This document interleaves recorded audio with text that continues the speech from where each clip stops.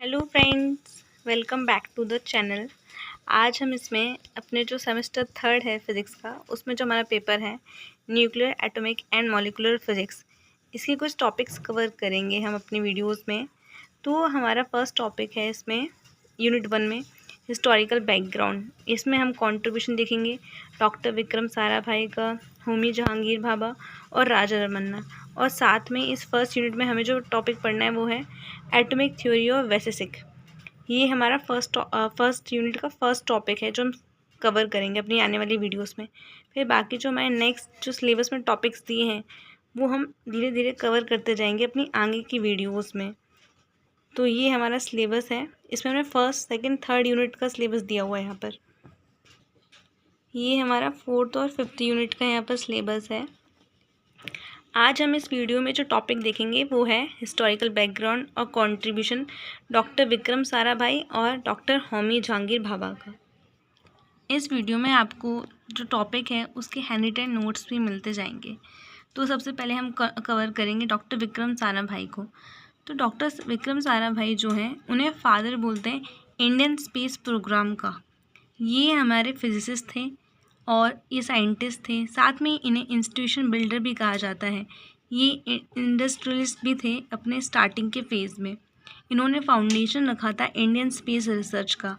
अगर इनके हम हिस्टोरिकल बैकग्राउंड की बात करें तो इनका जन्म 12 अगस्त 1919 में अहमदाबाद गुजरात में हुआ था।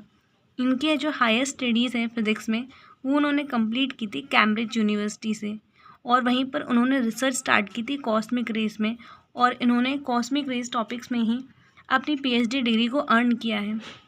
अगर हम बात करें इनके इस्टेब्लिशमेंट में तो इन्होंने फिज़िकल रिसर्च लैबोरेटरी जो हम अहमदाबाद में है 1947 में इन्होंने इस्टेब्लिश की थी। इनका ऐसा मानना था कि जो अगर कोई भी डेवलपिंग नेशन है उसको डेवलप होना है तो उसमें साइंस और टेक्नोलॉजी का डेवलपमेंट होना बहुत ज़रूरी है, क्योंकि साइंस और टेक्नोलॉजी ही बहुत सारी प्रॉब्लम को सॉल्व कर सकती है, जैसे communication, education, weather forecasting, agriculture. अगर इनके कंट्रीब्यूशन की बात करें तो सबसे पहले ये फाउंडर थे इंडियन स्पेस प्रोग्राम के इंडिया में। इन्होंने इंडिया को एक क्लियर विजन दिया कि हम किस तरह से स्पेस टेक्नोलॉजी का यूज़ कर सकते हैं नेशन डेवलपमेंट में। अब हम इनका कंट्रीब्यूशन देखेंगे इसरो में। तो जब इसरो की इस्टेब्लिशमेंट हुई थी तो इन्होंने भी अपना रोल प्ले किया था उसमें, इसरो के डेवलपमेंट इस्टेब्लिशमेंट में 1969 में। फिर इनकी बात करें, इन्होंने जो लैब इस्टेब्लिश की थी फिज़िकल रिसर्च लैब से, जैसे आप जानते हैं ये इंडिया की प्रीमियर सेंटर बन गया कोई भी रिसर्च को कंडक्ट कराने के लिए। और रिसर्च इसमें होती है स्पेस साइंस में, एस्ट्रोफिज़िक्स में या फिर प्लानिटरी साइंसेस में। फिर बात करेंगे हम थम्बा इक्वेटोरियल रॉकेट लॉन्चिंग स्टेशन की, जिसको TERL से भी जानते हैं हम। इसकी जो इस्टेब्लिशमेंट हुई है जिसमें हम लॉन्चिंग करते हैं रॉकेट की, तो इसमें भी उनका कंट्रीब्यूशन रहा है इसके इस्टेब्लिशमेंट में। ये जो है स्टेशन ये केरला में इस्टेब्लिश है। फिर बात करेंगे प्रमोशन ऑफ सैटेलाइट टेक्नोलॉजी की। तो इन्होंने बहुत ज़्यादा एम्फसाइज़ किया था कि हमें प्रॉब्लम सॉल्व करने में, जैसे कि कम्युनिकेशन, TV ब्रॉडकास्टिंग, इन सब में हमें सैटेलाइट को ही यूज़ करना चाहिए। इसलिए इस टेक्नोलॉजी को हमें प्रमोट करना चाहिए। अगर बात करें एग्रीकल्चर में तो हम उसमें मैपिंग के लिए रिमोट सेंसिंग टेक्नोलॉजी का यूज़ कर सकते हैं। अब हम बात करेंगे एज एन इंस्टीट्यूशन बिल्डर। तो इन्होंने बहुत सारे इंस्टीट्यूशन को इस्टेब्लिशमेंट किया, जिसमें से एक है IIM, जो हम जानते हैं इंडियन इंस्टीट्यूट ऑफ मैनेजमेंट की तरफ से। अगर इसमें हम बात करें तो उन्होंने दूसरा जो इस्टेब्लिश किया है वो है कम्युनिटी साइंस सेंटर। अब हम बात करेंगे लीडरशिप इन एटॉमिक एनर्जी। तो ये बने थे चेयरमैन एटॉमिक एनर्जी कमीशन के, और इन्होंने ही हेल्प की थी development of nuclear energy in India और उसके अर्ली फेज़ में। तो ये हमारा फर्स्ट टॉपिक था जिसमें हमने कवर किया। अब हमारा सेकंड है इसी में, जिसमें हम डॉक्टर होमी जहांगीर भाभा को कवर करेंगे। तो होमी जहांगीर भाभा ये जो थे ये इंडिया के ग्रेटेस्ट फिजिसिस्ट माने जाते हैं, और इनको father of Indian nuclear programme के लिए जाना जाता है। इनके हिस्टोरिकल बैकग्राउंड की बात करें तो इनका जन्म 30 अक्टूबर 1909 में बॉम्बे में हुआ था। इन्होंने अपनी स्कूलिंग मुंबई में कंप्लीट की, और उसके बाद ये इन्होंने पढ़ाई अपनी यूनिवर्सिटी ऑफ कैम्ब्रिज इंग्लैंड में कंप्लीट की। फिर इनकी जो अर्ली रिसर्च थी वो थी कॉस्मिक रेस में और इलेक्ट्रॉन पॉजिट्रॉन इंटरेक्शन में। फिर 1945 में इन्होंने इस्टेब्लिशमेंट की थी TIFR की। फिर उसके बात करेंगे इनकी मेजर कंट्रीब्यूशन की। तो सबसे पहले इन्होंने फाउंडर थे ये इंडियन न्यूक्लियर प्रोग्राम की। तो जहाँ पर हम बात करते हैं कि वहाँ से उन्होंने इस्टेब्लिशमेंट या फिर फाउंडेशन रखा था इंडिया में न्यूक्लियर प्रोग्राम का। फिर उन्होंने इस्टेब्लिशमेंट ऑफ TIFR जिसकी इस्टेब्लिशमेंट 1945 में की हुई थी और जिसका फुल फॉर्म है Tata institute of fundamental research.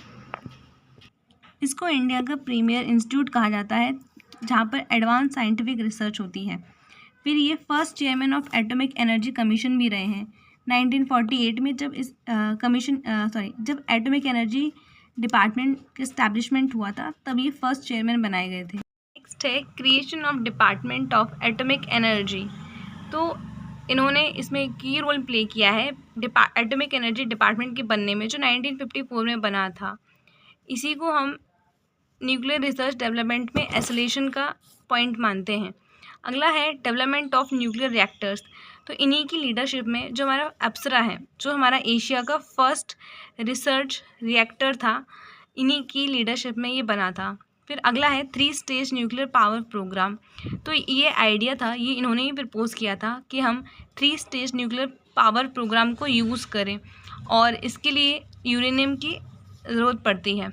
तो इसलिए इन्होंने ये बताया था कि हमारे इंडिया के पास यूरेनियम और थोरियम के रिसोर्सेज हैं और इसकी वजह से ही हम एनर्जी सिक्योरिटी को हासिल कर सकते हैं। फिर नेक्स्ट है promotion of peaceful use of atomic energy. हम सबको पता है कि एटॉमिक एनर्जी, न्यूक्लियर एनर्जी कितनी हार्मफुल भी हो सकती है अगर उसको गलत तरीके से यूज़ किया जाए। तो इन्होंने एम्फेसाइज़ किया था कि हमें इसका पीसफुल यूज़ करना है और अगर हम इसका अच्छे से यूज़ करते हैं तो इसमें हम electricity generation, agriculture, medicine, industry, इन सब चीज़ों से हम अपने आप को प्रॉस्पेरस बना सकते हैं। फिर नेक्स्ट है इंटरनेशनल रिकॉग्निशन। तो इन्होंने इंडिया को रिप्रेजेंट किया था इंटरनेशनल लेवल पे, जो कॉन्फ्रेंस हुई थी एटॉमिक एनर्जी की या फिर इस्टेब्लिशमेंट, जो इंडिया में इस्टेब्लिशमेंट हुई थी इस डिपार्टमेंट की, तो उसके बारे में इन्होंने इंट्रैक्शन किया था इंटरनेशनल लेवल पे। फिर उसके बाद हम बात करेंगे कि इनका जो पायनियरिंग वर्क था वो था न्यूक्लियर फिजिक्स में और एटॉमिक एनर्जी में, और इसी ने फाउंडेशन रखी थी इंडिया का सेल्फ रिलायंस बनने में इन न्यूक्लियर टेक्नोलॉजी।